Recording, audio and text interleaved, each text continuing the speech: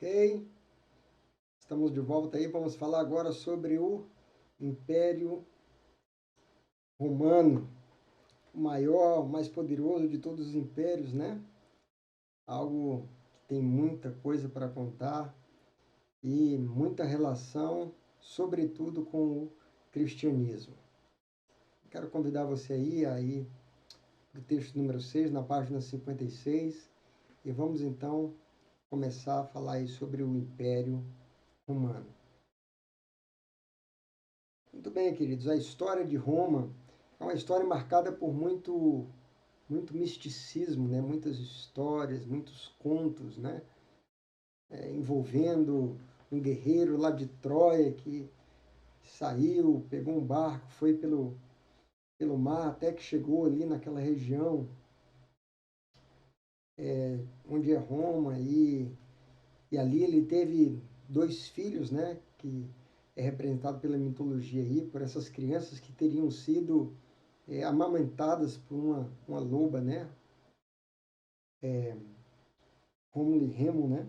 E que essas crianças, quando cresceram, decidiram fundar a cidade de Roma e, e um deles matou seu irmão e deu o nome da cidade seguindo o seu nome, né? Então, são muitos mitos, muitas histórias, mas o fato é que, enquanto Alexandre Magno, conforme nós vimos na primeira parte da lição, conquistava tanto o Oriente como o Ocidente, né? Uma pequena aldeia ali ia se fazendo povoado e ganhando ares de cidade, depois de um país, até que veio a se tornar o maior dos impérios, né? E a lição nos ensina que o povo romano é resultado, é um caldeamento de vários povos, né? Vários povos étnicos, inclusive indo-europeus também. Bom, avançando aí sobre a questão da formação desse império, a gente vê aí a geografia de Roma, queridos, que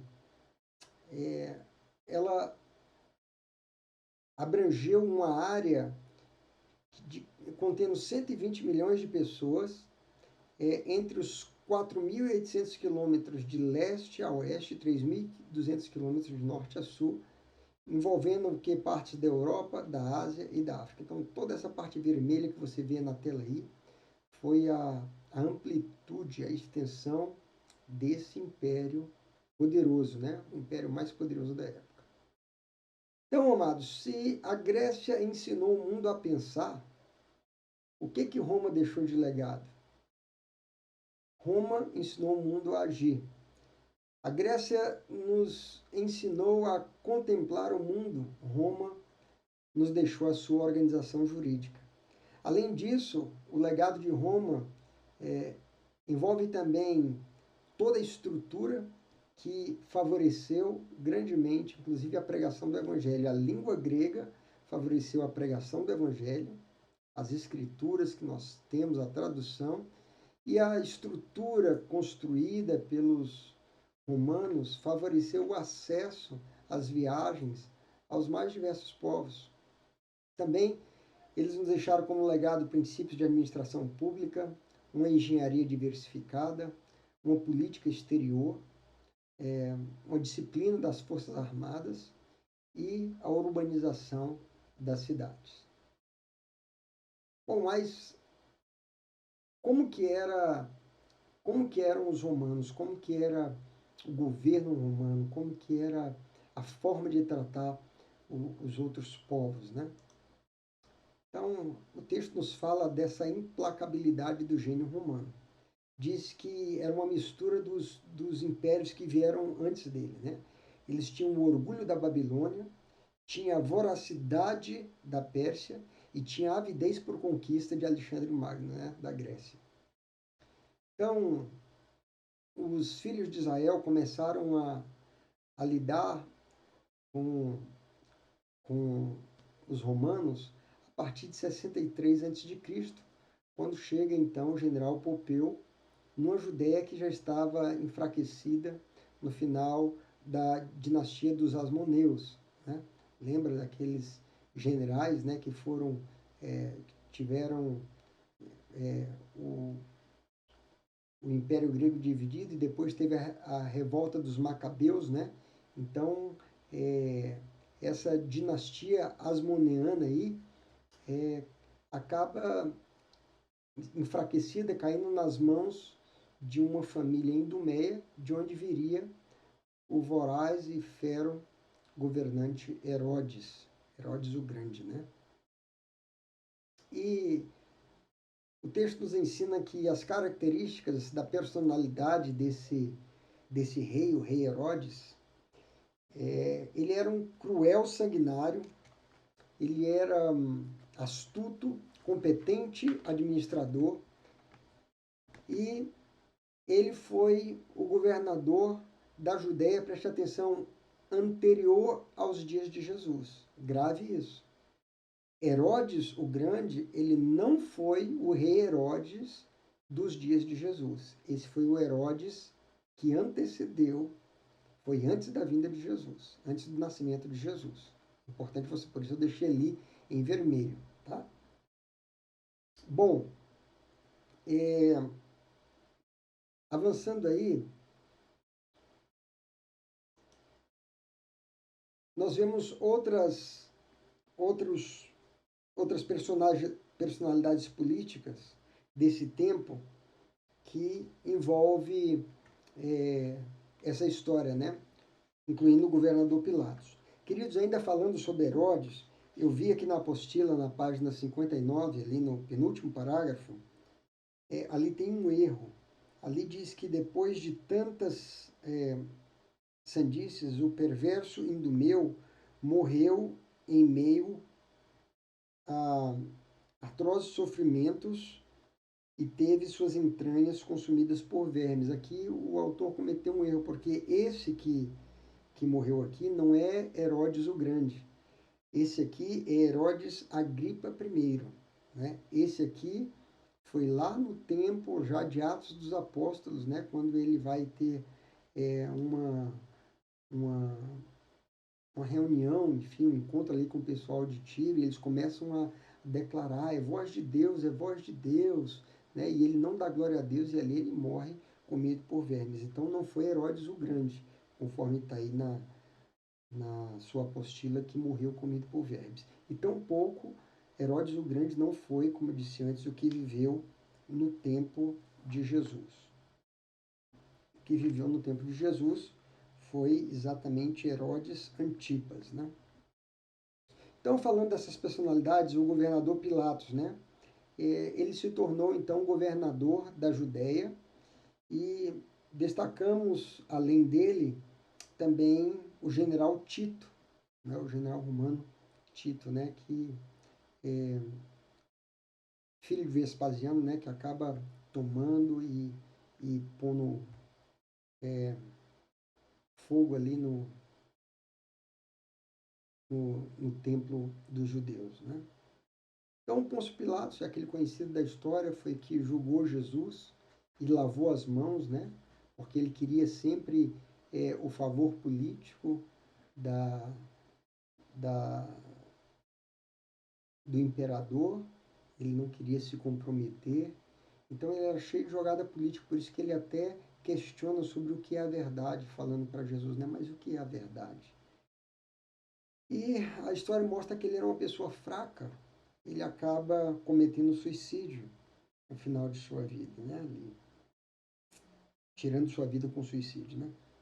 Então, nós vemos aqui também que depois, quando ele está ali julgando Jesus, e aí a gente vê os judeus dizendo, não, nós queremos que você solte a Barrabás, né? E ele pergunta, mas e o sangue desse homem? Aí os judeus respondem, cai o sangue dele sobre nós. E aquelas palavras que ele declararam acabou se cumprindo, e veio, né, um período de terrível sofrimento que começa sobre o povo judeu depois ali da morte do Senhor Jesus. Vai começar um tempo de perseguição que vai aumentando, que é progressivo, né? É o tempo do início da angústia de Israel. Então, esse período começa, então, a ter uma sucessão de revoltas que culmina com a tomada de Jerusalém, a destruição do templo, porque aquelas pessoas, os judeus começam a se insurgir, né? E ali surgem então os zelotes e eles começam a fazer levantes contra aqueles que queriam entrar e violar os preceitos, os costumes, as tradições dos judeus. Começa a haver políticas de perseguição contra os judeus lá em Cesareia. Então os judeus começam a se movimentar e formar grupos de resistência, e esses grupos de resistência eles vão ganhando força, vão se fortalecendo e vão se tornando uma ameaça real, né, para o domínio ali que Roma exercia sobre a região. E aí o que nós aprendemos é que o general romano então é enviado, como falamos, para pôr um fim a essas revoltas, e culmina aí com a tomada de Jerusalém e o templo que fora construído por Herodes sendo incendiado, né? Aquele mesmo templo que os discípulos falaram para Jesus: olha que grandes construção, olha que grandes pedras, né? E Jesus falou: não ficará pedra sobre pedra. Então, queridos, aí depois disso aí surge um período em que o cristianismo começa a crescer, né? Depois da morte e ressurreição do Senhor Jesus, a palavra de Deus começa a correr como rastilho de pólvora ali por toda a região, se espalhando, e a mensagem vai chegando, porque a característica do cristianismo era uma característica essencialmente missionária. Essa era a ordem dada pelo Senhor Jesus: vão por todo mundo e preguem esse evangelho, fazendo discípulos de todas as nações. Então, essa ordem do Senhor Jesus começa a ser cumprida, a igreja começa a ir, e aí esse grupo começa a crescer e ganhar muitos adeptos. E diferente dos judeus, porque os judeus eles não tinham essa pegada proselitista como o cristianismo, né? Os judeus ficavam ali mais entre eles, o grupo deles mantendo suas tradições, mas os cristãos não, eles iam, pregavam a palavra e muita gente ia se convertendo. Então, diferente do judaísmo, que não era prosélito, esse crescimento acontece por causa do caráter missionário, e aí começa uma terrível perseguição que vai se seguir sucessivamente por parte dos imperadores contra os cristãos. Essa perseguição começa com Nero, né, e vai se estender por 300 anos. Então, Nero, ele, dizem os historiadores, que ele decide reconstruir a cidade de Roma, e ele coloca fogo e queima vários bairros ali, e um bairro que havia predominância de cristãos que não foi queimado, ele usa aquilo como um álibi para dizer que a culpa daquele incêndio era dos cristãos, e aí começa então uma forte perseguição e as mais terríveis atrocidades que a história registra começa a acontecer contra os nossos irmãos e irmãs em Cristo naquela época daqueles imperadores romanos, né? Então os cristãos eram lançados para serem comidos, né, pelas feras no Coliseu, onde eram assistidos, sendo estraçalhados por animais, como um grande espetáculo de entretenimento para o povo. Os cristãos eram amarrados em postes e queimados vivos, né, para iluminar a cidade. Então, tantas atrocidades. Foi um tempo muito difícil para o cristianismo, e, como falei aí para os irmãos, né, um tempo que se seguiu de perseguição por 300 anos.